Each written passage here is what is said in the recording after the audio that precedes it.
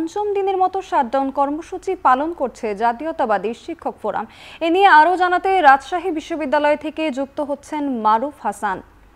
মারুফ, বিশ্ববিদ্যালয়ের প্রশাসনিক কার্যক্রম কেমন চলছে আর দাবি আদায় শিক্ষকদের অবস্থান কি কি বলছেন তারা, সে বিষয়ে আমাদেরকে বিস্তারিত জানাবেন।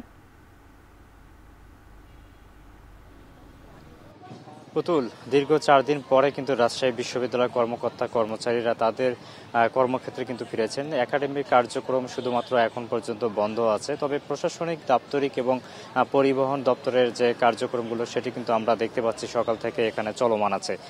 বিশ্ববিদ্যালয়ের শিক্ষকদের একাংশ জাতীয়তাবাদী শিক্ষক ফোরামের যারা সদস্য আছেন সেই শিক্ষকরাই শুধুমাত্র আজকের মতো তাদের পঞ্চম দিনের মতো শাটডাউন কর্মসূচি সেটি কিন্তু পালন করছেন। তবে আরও যারা শিক্ষক আছেন তাদের কর্মক্ষেত্রে আমরা তাদেরকেও খুব বেশি দেখতে পাইনি এবং একাডেমিক পরিসরে ক্লাস পরীক্ষা কিন্তু বন্ধ আছে।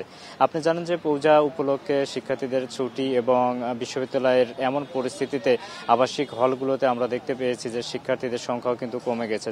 যারা মূলত কিছুদিন আগেই বিশ্ববিদ্যালয়ের বিভিন্ন জায়গায় টুকিটাকি চত্বর, পরিবহন চত্বরে কোলাহলপূর্ণ অবস্থায় থাকতো এবং রাষ্ট্র নির্বাচনকে ঘিরে তাদের মধ্যে যে উচ্ছ্বাস ছিল সেটি কিন্তু নিমিষে এখন স্থবিরতার মধ্যে পড়ে গেছে।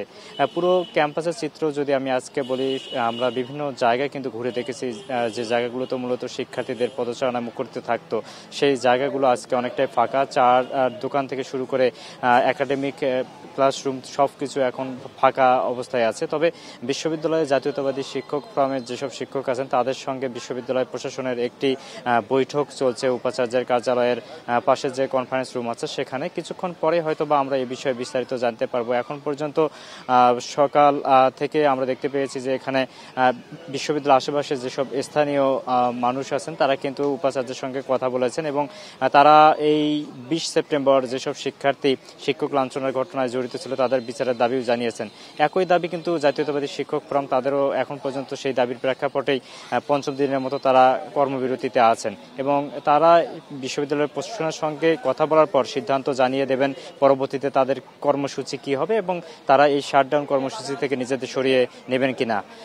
পুতুল, এই ছিল রাজশাহী বিশ্ববিদ্যালয় থেকে আমার কাছে সবশেষ তথ্য। রাজশাহী বিশ্ববিদ্যালয় থেকে আমাদের সঙ্গে যুক্ত ছিলেন সহকর্মী মারুফ হাসান।